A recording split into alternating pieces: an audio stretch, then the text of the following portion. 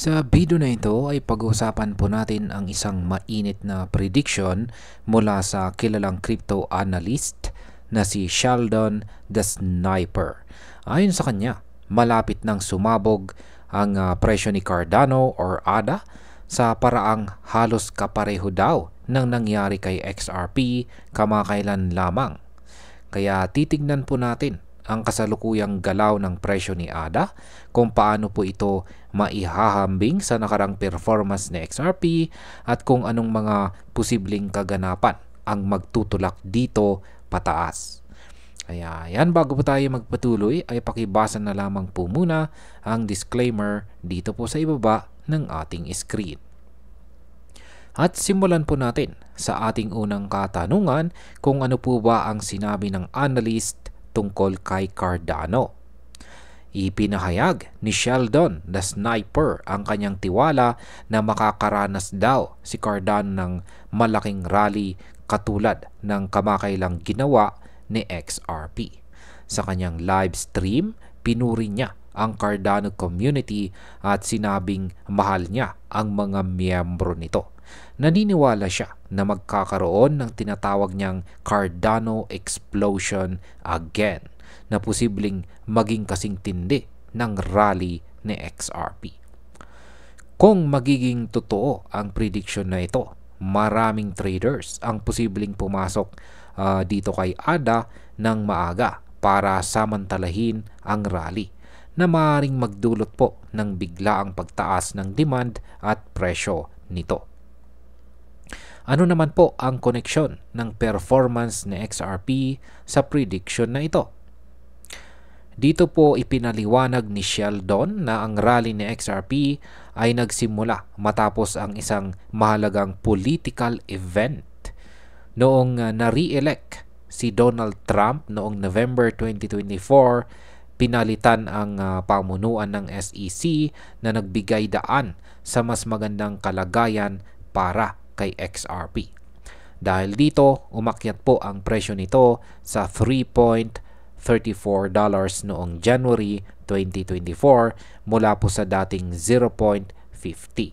Kaya katumbas po yan ng 568% na pagtaas. Ngayon, kung gagayahin ni ADA ang ganitong pattern, ay maaring magkaroon po ng malaking pagtaas sa presyo, lalo na kung may positive news or developments sa Cardano ecosystem.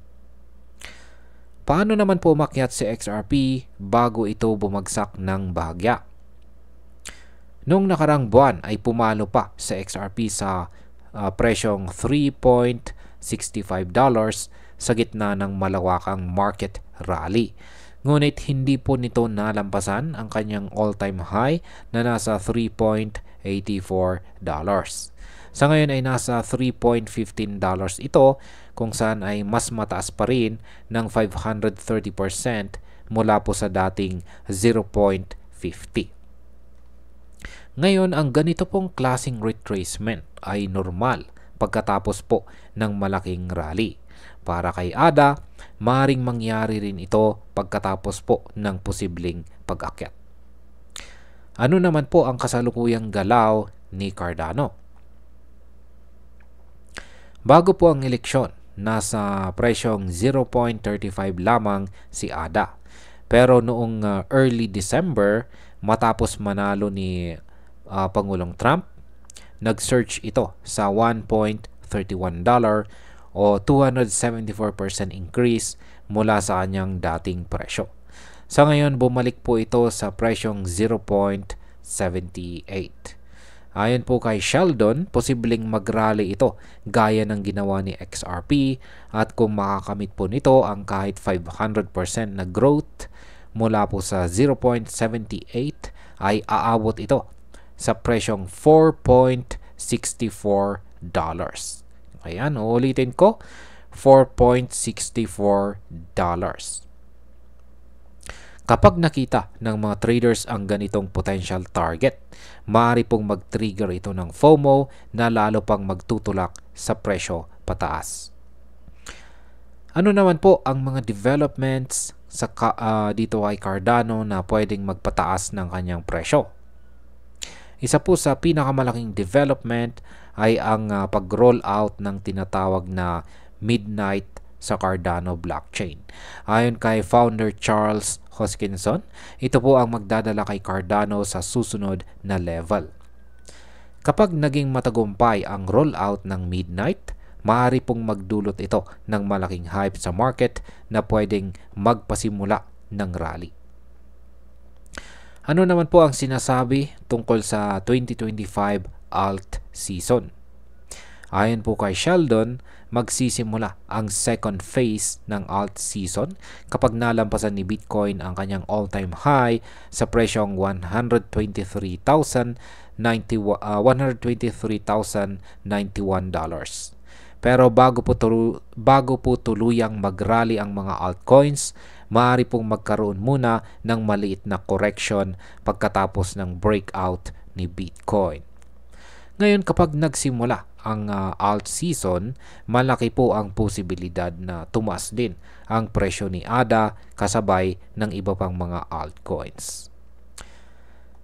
At ayan, bilang panghuli, ang aking masasabi po tungkol dito ay kung pagbabasihan natin ang kasaysayan at galaw ni XRP, posible talagang magkaroon ng explosive rally itong si Cardano. Pero dapat tandaan natin na may malaking kaibahan pa rin sa fundamentals at saka market positioning ng dalawang ito.